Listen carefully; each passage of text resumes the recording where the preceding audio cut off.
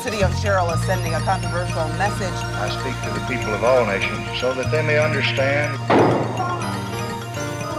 He's been shot. I hope to do the best job I can to represent every person in America, no matter what race or creed or color they are. She was totally normal up until the apple pie. She was great with the salad, easy with the omelet. The following program is brought to you in living color on NBC.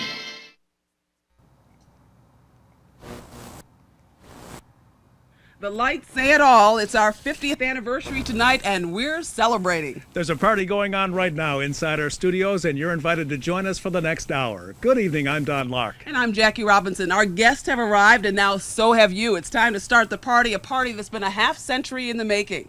It all started for us 50 years ago tonight at exactly this moment, 8 o'clock, when the engineers here at WSYR-TV threw the switch for Central New York and went on the air with the Texaco Star Theater starring Milton Berle.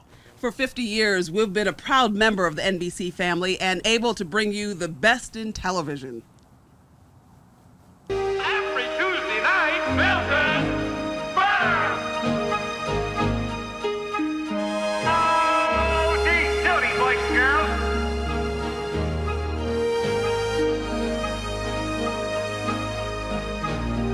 Cuckoo Ranch. Dear old Ollie. This is the first time that a television show is going commercial from Hollywood across the nation. This is John Cameron Swayze. Everybody's heard about Hopalong Cassidy. Hello there.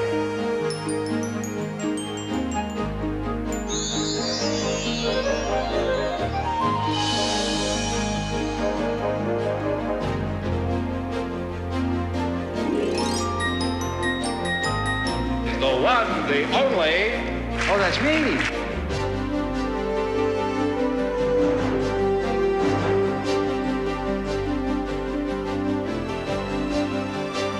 Well, here we are. Good morning. Here I am. Good morning. Name that tune!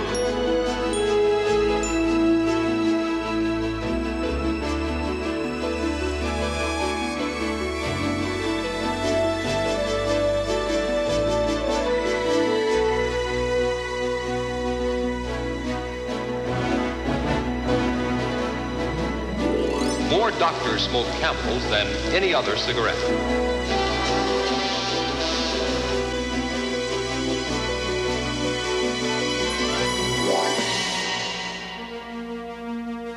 Hello. The New Tonight, starring Jack Parr.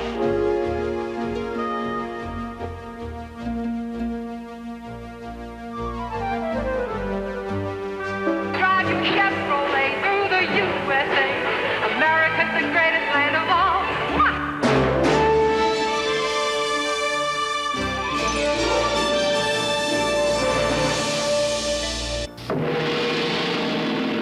The following program is brought to you in living color on NBC.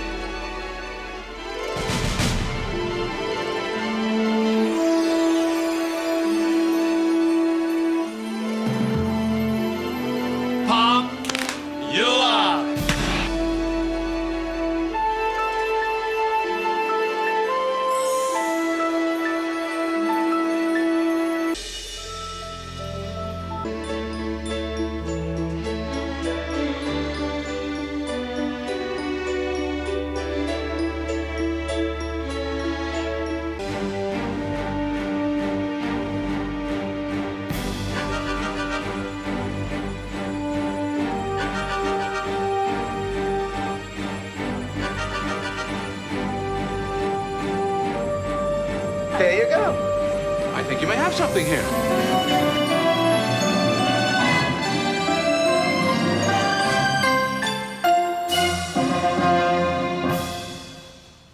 Oh my, the shows on NBC have sure changed over the last 50 years. And so have the programs we broadcast from here, including our local news. When we return to the party, a look at what a difference 50 years can make when it comes to reporting local news. And as we go to the break, here's a look at 50 years worth of some of our favorite memories.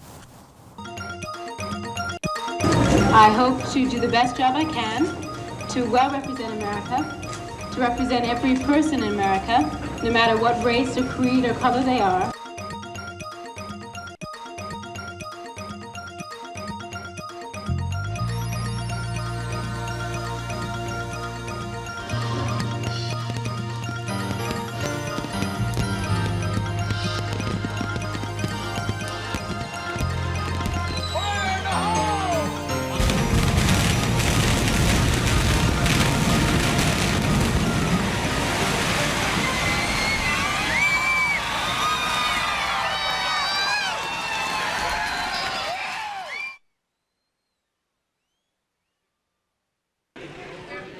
Welcome back to our anniversary special. That clip of Jim Kenyon is just one of many news stories that we've brought you over the past 50 years. From the first time we signed on, this station has made a strong commitment to local news. That commitment has not changed, but our news gathering techniques certainly have.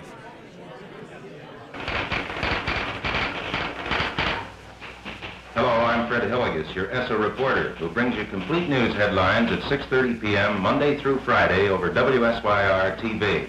Here on Channel 3, we maintain a complete news staff, reporters, newsreel men, writers, whose job is to make your ESSA reporter the finest of news shows.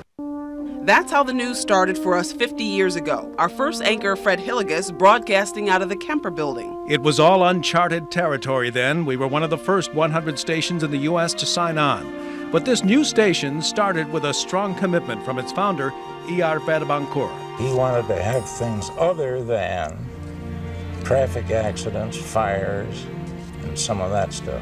Back then, Fred, along with Joel Marinas doing sports and George Roberts weather, broadcast for just 15 minutes. In fact, it was more than 10 years before the news was expanded to a half hour. By contrast, today we broadcast more than 5 hours every day, starting live at sunrise when you wake up and taking you all the way through 11:30 p.m. when you go to bed. The problem was not as much finding enough information to fill the time as it was dealing with relatively new technology. It took 2 strong men and a couple of boys when we began wheeling the cameras around. But of course, there isn't much change except there's so much more of it. The equipment wasn't just heavy, it was slow. Eras tend to be defined by wars. So can the evolution of our news gathering abilities. The first war we covered was the Korean War, but it would take us weeks to get this film back. By the time Vietnam escalated, so did technology, and while these images were still on film, getting them here took hours instead of weeks.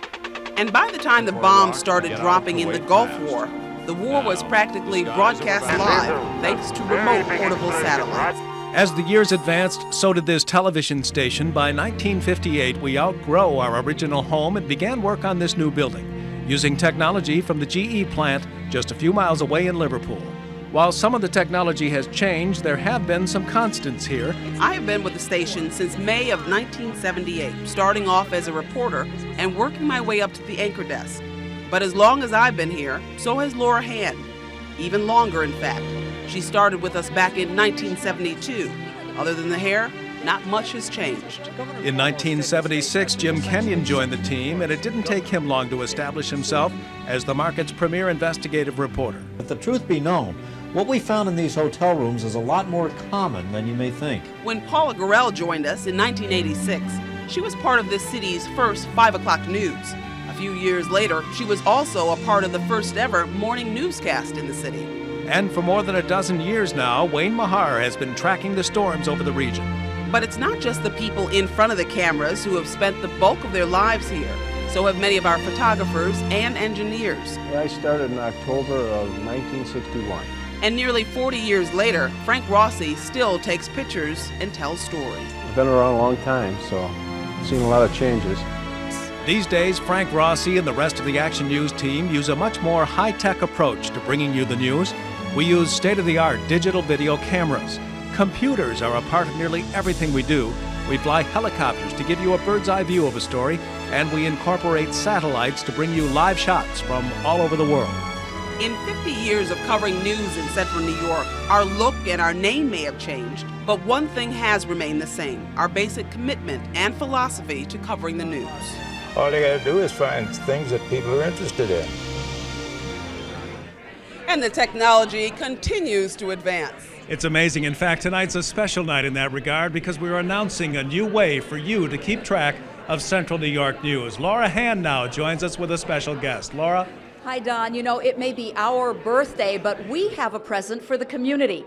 At 6:30 this evening, our website went online. And here's a look at what you can find on it. Updated news stories, our weather forecasts, as you see them on the TV screen, plus behind the scenes here at Channel 3, and what's going on in the community, and much more. And right now, we want you to meet Dave Folsom, who is the Vice President of Technology for our parent company, Raycom Media. So glad you could join us for this celebration. Well, I enjoy being here.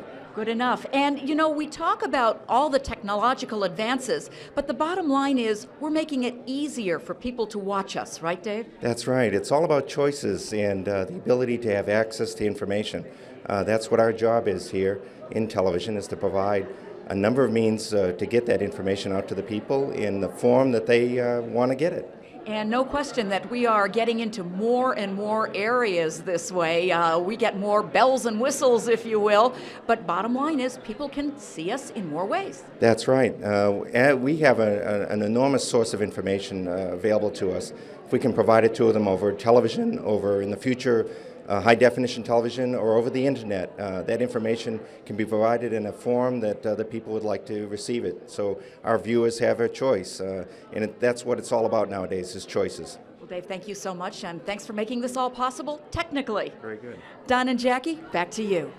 Thanks, Laura, and of course, thanks to Dave and Raycom Media. Well, of course, tonight is about the future and the past. And when we come back, a look back at some of your favorite local shows from the past 50 years. But first, let's take a look at some classic commercials. Oh, come on, That's the mission Debbie. of American men. Now what do I do? We got to sell something right now, Slit. More doctors smoke Camels than any other cigarette. Corvair, with its rear-engine design. What you see is the reality of the exciting present. The 1966 Chrysler. Come close to Chrysler. It's the one that's fun. Willow Lane hasn't seen Winnie since the 65 Deluxe Mustang. In the meadow, cows are sleeping. And the speckled trout stop leaping upstream. Vanessa made history here on this runway, but she's looking forward to the day when people don't notice what color Miss America is, just that she's the most talented, intelligent, and qualified girl in America. In Atlantic City, Jackie Robinson, Channel 3 News. She looks familiar, doesn't she? Welcome back. I'm Don Lark. And I'm Jackie Robinson. The scene behind us is very familiar to television viewers in central New York. That's because the STM Club was one of many local entertainment shows produced by this station during the past 50 years. And for the past several months, Laura Hand has been sifting through our old archives. She joins us once again to show us more of what she found. Laura? Jackie, you know, the first shows that we did here were done live, and we don't have many recordings of them. But what we do have, well, it's like looking at old treasures. The very first local shows here at NBC3 were done by the stars who were established on radio, like Deacon Doubleday. He's the guy in the glasses. But TV was growing away from just radio with pictures, thanks to other pioneers like Jim DeLine, who interviewed celebrities who came through Syracuse, like Sophie Tucker, but also brought a slice of life to Central New Yorkers. His successor, Denny Sullivan, brought in all sorts of guests through the 60s. Beautiful, isn't it? The longest-running women's show in the country, Kay Russell's Ladies' Day, ran weekday mornings till her death in the late 70s. Ed Murphy worked mostly on radio, but weekday afternoons he hosted old movies with a daily quiz. Remember the count and the amount? We'll be looking for you. Hi. It's time to relax. Many national shows had local introductions in the beginning. Howdy, this is Canyon Jack. Actually, his name was Charlie Featherstone, and he did the wraparounds to westerns, and was not above a little horseplay at the end of the show. But the wraparound show that everyone remembers, Monster Movie. Bill Lape was Epal, get it, Lape spelled backwards. You only heard Dr. Whitty and saw his hand. Best if you're not meet face to face, as it were, dear guest. We also bowled here, Bowling for Dollars from the 70s, here hosted by Joel Marinas, with this guest, now County Legislature Chair Bill Sanford.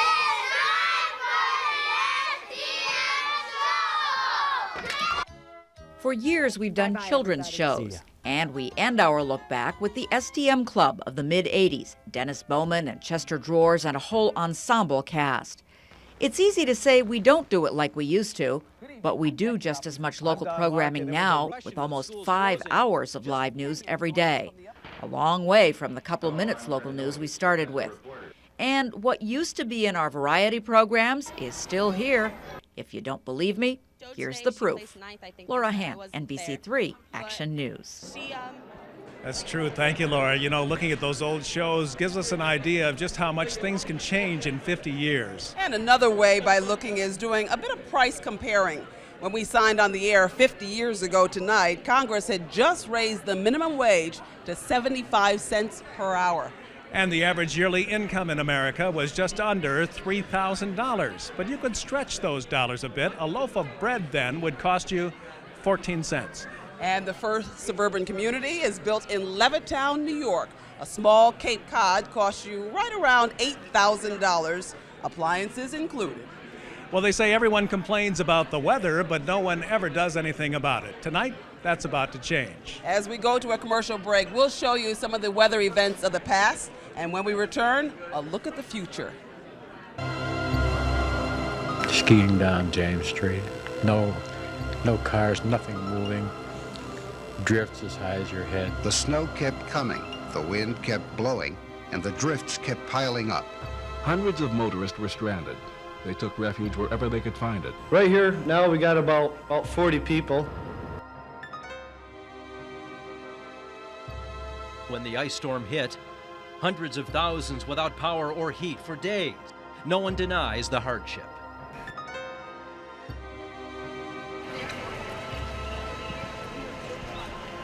I need somebody to turn to, you know? A word of help of some kind. I can't find anywhere to get a generator. At 1 o'clock in the morning, it doesn't look like much, but this is the center of Operation Homefront here at Hancock Air Base. This is the phone line where families call for information. And welcome back to our 50th anniversary celebration. I'm Jackie Robinson. I'm Don Lark. Over the past 5 decades, we've seen a lot of different weather hit central New York. We've also seen a lot of change in the way we've been able to do our forecasts.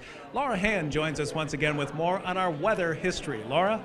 Don, as you say, if there's one thing we all talk about, it's the weather, good or bad. And you know, we can't really do too much to change it, but we know that a lot of people watch us here at NBC3 to see what the weather is going to be. So we've made it a point to make watching TV3 more worthwhile.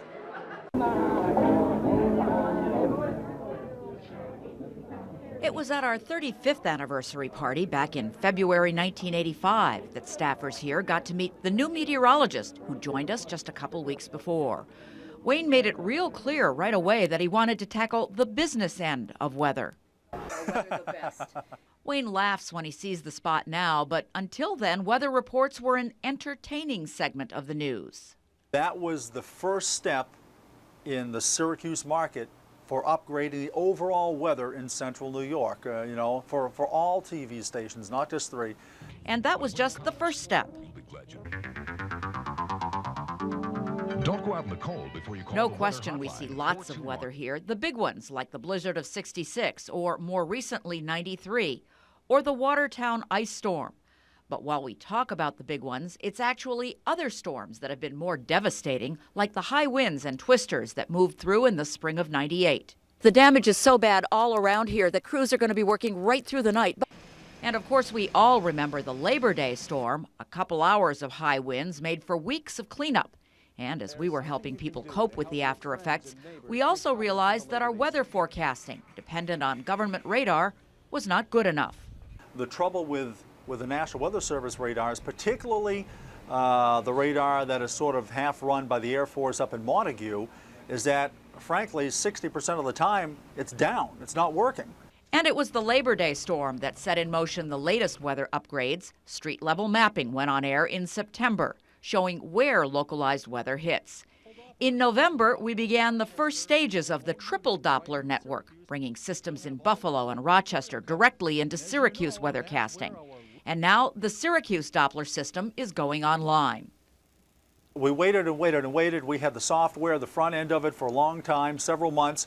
But the biggest thing was the hardware, the actual getting the big golf ball, the 10-foot satellite dish or the radar dish to come and be actually hoisted up on top of the 120-foot tower. And we're all glad to see that happen. Bottom line, we can't change the weather, but how the weather team does at warning you about it has just gotten a lot better. One man's mission, a real present to the community for our 50th anniversary. Thanks, Laura. And as Laura just mentioned, we began assembling a network of live Doppler radars in November. That's right. Tonight, we're happy to add the very final piece. And for more on that, let's join Wayne Mahar and the weather team in the Weather Center now. Wayne? Well, we're here in the Weather Center, and it's been a long time coming. Obviously, you've seen the promos, you've heard about live Doppler radar, and finally it is here. We here at NBC3, WSTM TV, we're extremely proud to say we now are ready. We're going on air with the very first live real-time Doppler radar ever here in central New York. Matter of fact, even beyond that, we have triple Doppler radar, and we've talked a little bit about this before too. We're talking Buffalo, Rochester, Syracuse now. 3 live Doppler radars all connected together. We're going to have them here right here for you on NBC3, and that is the only one in the entire country, the only one in America, triple Doppler radar. And this is such a big deal. We brought in the big guns from Raycom, the owners of the station here. Marty Edelman coming in, and he's a vice president of Raycom. Marty, thank you for coming up, making the trip in to celebrate us going on the air, not only our 50th anniversary, obviously, and everything that goes along with that web page, but also the live Doppler radar. And I know you were very instrumental in getting the radar here for Central New York and all the viewers. Wayne, we're delighted to be here. Congratulations to you and everybody at Channel 3 for first 50 years and another wonderful 50 years. Doppler radar is wonderful. We're so thrilled to bring it to this community, and we know it's so important. And I get to do the most fun part. We're going to actually launch it. I get to push the magic button. I have been waiting for this all night. I know. Well, I'll tell you what, we've got the button here to put it on the air. Peter's here. Chris is here, staying extra late. I'm here extra early. Extra early. He may just stay here all night. What the heck? We got a storm coming up, which a good chance to use it too. Tonight at 11, we're going to have that live Doppler radar. Chris here tomorrow morning, of course. And why don't we, Marty? I'll let you do the honors. Go ahead and push the button. And we're going to start out. I think we're going to try our triple Doppler radar, right. Buffalo, Rochester, and here in Syracuse. And we're not going to see anything tonight because it's a quiet night so far. That's the key, so far. And then we'll go to our 50-mile radius on live Doppler radar. Go ahead. Let's see what happens. Go ahead and press the button there. We're ready? Marty. Okay, go ahead. All right. 3, 2, 1, go. Yeah. Okay. Hey. There it is. All right. And there you go. All right.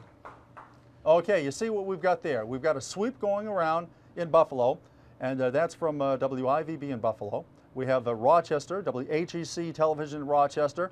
And right here, WSTM, NBC3, the Ray Dome, the big round soccer ball type of thing that goes way up on top of the tower, that was put up just last Friday. And we know because Peter and I and the whole engineering staff and Dean Walters and the general manager, we were all out there in the cold and the blustery weather, and these incredible riggers that went up and put the thing up, and now it's working, and there you go. Now let's show you what the 50-mile radius looks like. And there it is. There's the sweep hand. Look at that. Isn't that a beautiful thing? the sweep hand going around, the very first live real-time Doppler radar right here in central New York. We're going to be watching the lake effect, and especially when we get those big thunderstorms like the derecho, that giant thunderstorm that all that devastating damage through parts of the area here, the Labor Day storm. We're going to be watching all of that, and that's all a benefit to the viewers, you viewers here in central New York. More accurate forecast to help everybody out. Marty, again, thank you for making the trip. Vice President from Raycom. Peter for sticking around, Chris for coming in extra early, and there you go. Back to you, Jackie, Don. All right, and Wayne, who's always here. Yes. Very exciting, historic night. You might be familiar with the faces of Action News, of course, but it takes more than the people in front of the cameras to make all of this happen. As we continue to celebrate our 50th anniversary, we'll introduce you to some of the people behind the camera who've helped us stay on the air for 50 years. Don't go away.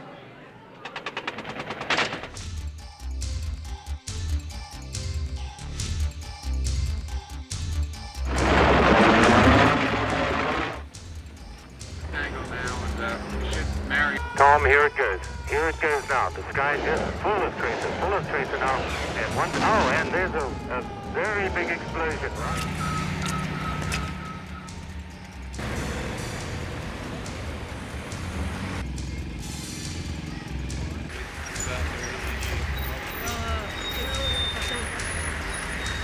And it's wired up, it's attached to the wire? Yeah. Okay.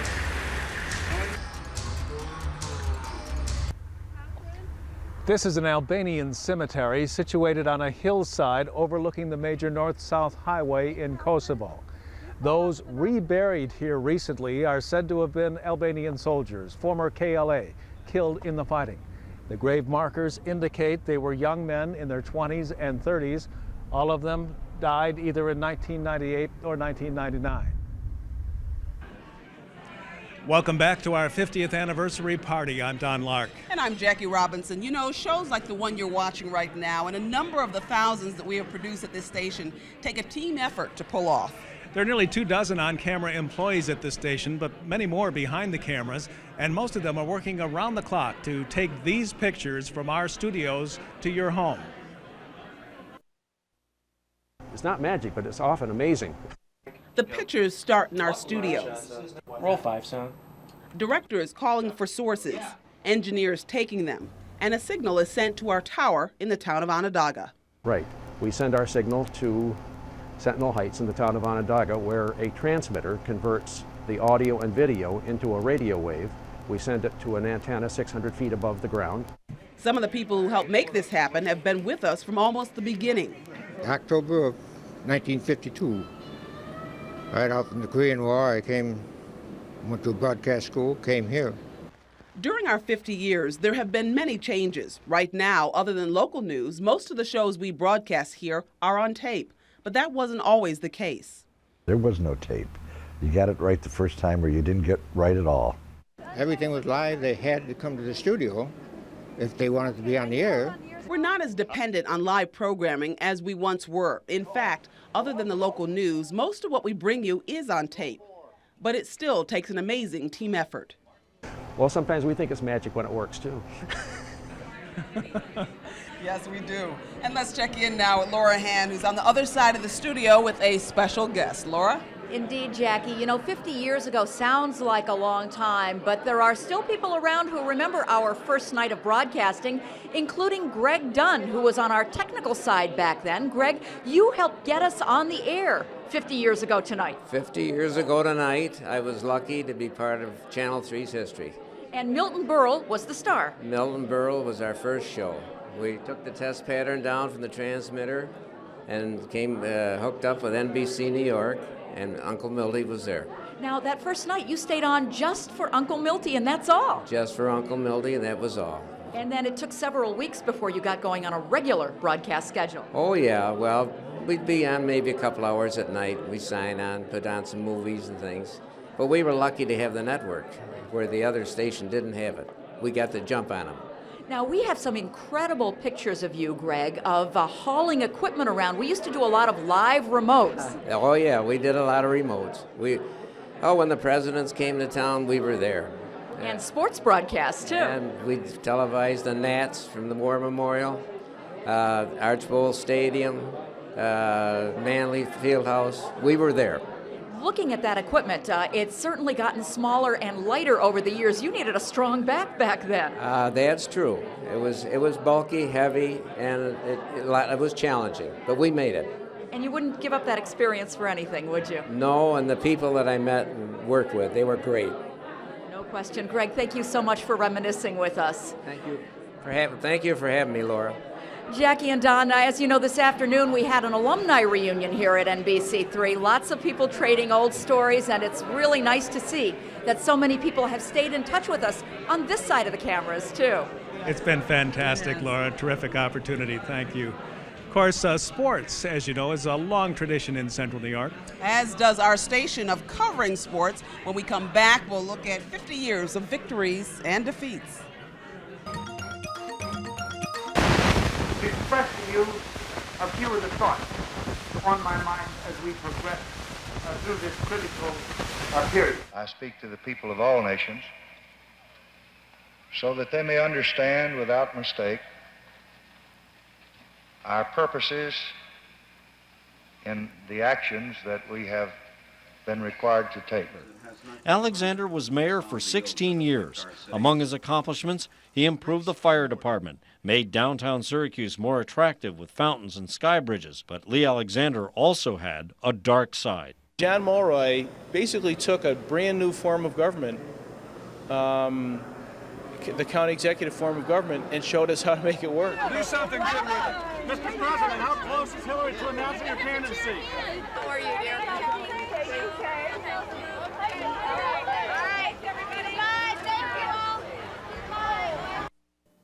When searches in these fields are called off, it's going to be because police are working under an assumption they did not want to make, that a crime has been committed here and that Sarah, wherever she is, was taken there against her will. Welcome back to our anniversary party. I'm Don Lark. And I'm Jackie Robinson. This year we've been enjoying quite a season from the SU basketball team, but there's more to Syracuse's sports history than just Syracuse University. Jason Bristow looks back on 50 years of sports. 50 years ago, there was no bubble, but there was still plenty of ball.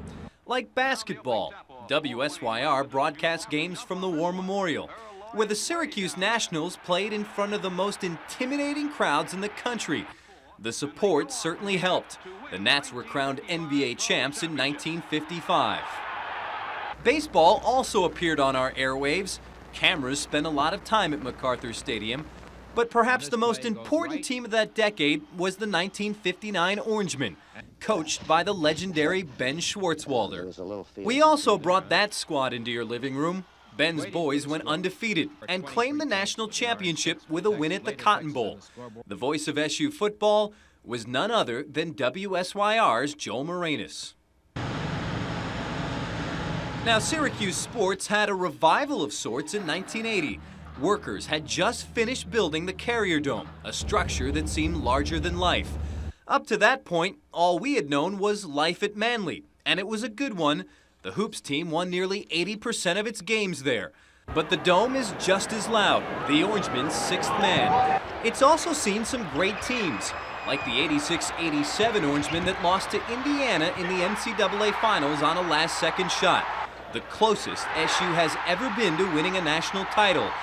In fact, we're still smarting over that one. I've never had one that did feel good.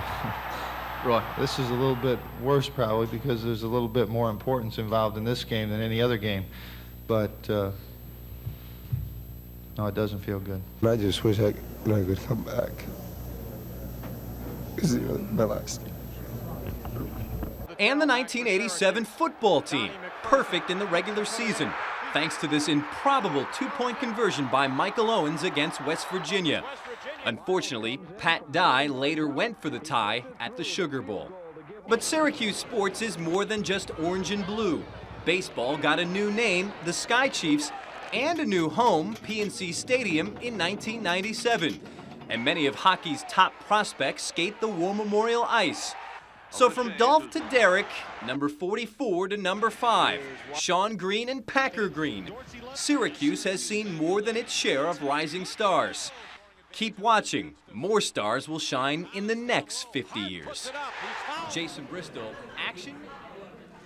Jason's right, and this could be the year we really make some history at SU with the basketball team, but that's another story. All right, we'll wait and see what happens. Right. Well, it's not a 50th anniversary unless it's official. Let's head over to Laura to make it official. Laura? Thanks, Jackie. You know, one of the nice things about birthdays is getting greetings. In case you didn't know, this is WSTM Day, proclaimed by Onondaga County Executive Nick Pirro and Syracuse Mayor Roy Bernardi. They've also taken note of our birthday in Albany. We have a Senate resolution from State Senator John DeFrancisco, and the Assembly has also passed a resolution. Assemblyman Bill Magnarelli joins us now. Thank you so much for coming in. You're welcome, Laura. And you've brought us a present. I have, from Majority Leader Michael Bragman and from Assemblywoman Joan Christensen.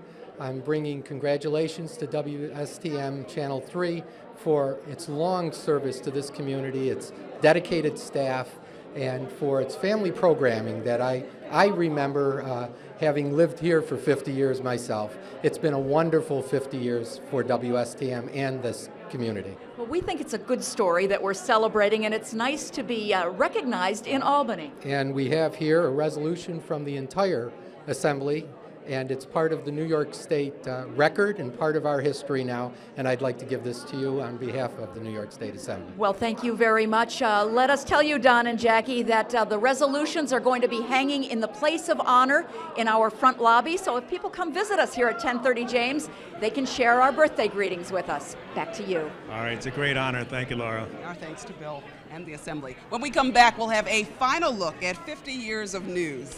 Please stay with us.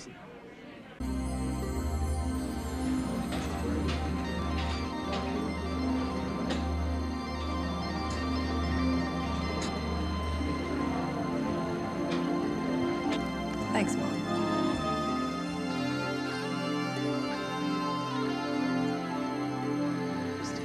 Never let the TV be your babysitter. See the milk going up and down? Which way they can save their dog. The boom bands are playing. Quite a crowd for that gathered night. History's perspective. I know it's a sort of. As expected, both sides gave strong closing arguments, and after 3 weeks of emotional testimony, the jury now deliberates the fate of Delbert Ward. Paula Gorell, Channel 3 News. Well, we're back, and of course, it's no understatement to say it has taken 50 years to make this program tonight possible through all the efforts of all the people who've ever worked here and special efforts of one person in particular. And one person in particular that we'd like to thank is our own Laura Hand. For the past 6 weeks, she has been going through all the old archives, right, and she's put a lot of effort and a lot of hours into this, and we couldn't have pulled it off without her. We'd like to say thank you, thank you, thank you, Laura. Laura, we recognize a labor of love, and we just want you to know how much we appreciate it. It's been so much fun, Don. I can't tell you how much fun it is to look back. It's been great. Well, let's cross our fingers and go off into the next 50 years together. I hope so. Thanks, Laura. We'd like to thank you at home for joining us tonight for this very special celebration. Tonight we celebrated our 50 years of service to Central New York. Tomorrow we begin the next 50 years of service. Thank you for watching tonight and all these years. Good night, Central New York. Cost and wages. Art Baker. 21 yards in this play. To better understanding among all men.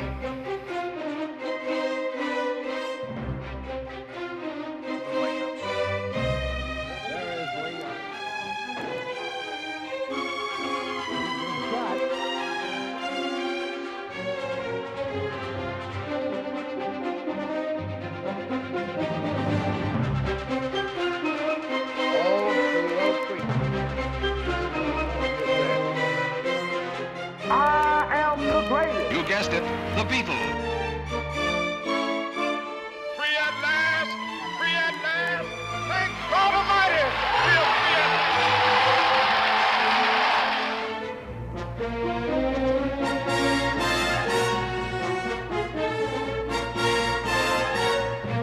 Martin Luther King Jr. was killed tonight in Memphis, Tennessee. My thanks to all of you, and now it's on to Chicago, and let's win there. One small step for man, one giant leap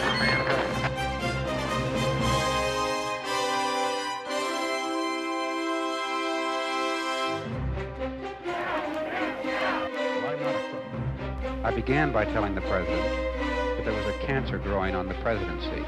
I shall resign the presidency effective at noon tomorrow.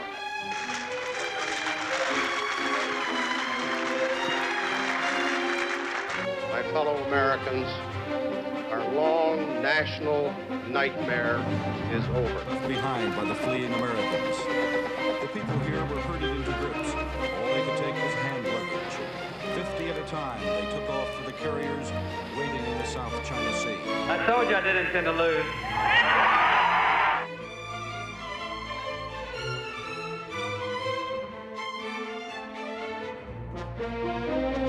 The young and the middle-aged shared a sense of grief over the inexplicable slaying of Lenin.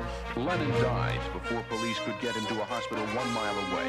His attacker made no attempt to flee.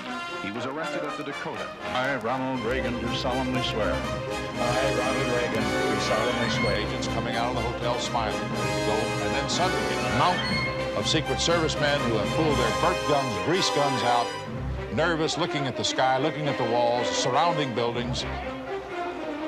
There goes the assailant.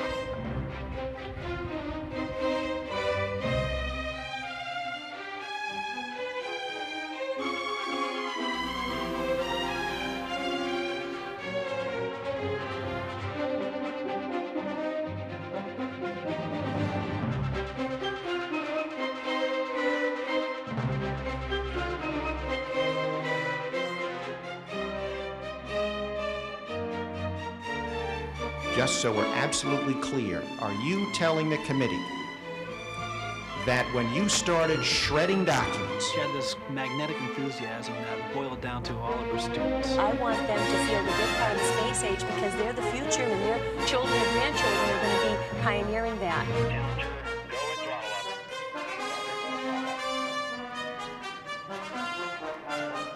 Obviously a major malfunction.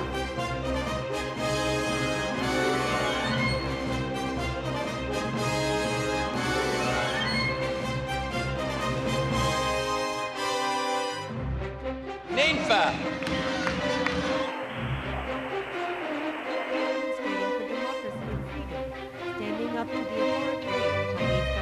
And now, the skies over Baghdad were lit up like Roman candles. Tomahawk cruise missiles, the first ever used in wartime. The target, Baghdad, the heart of Iraq.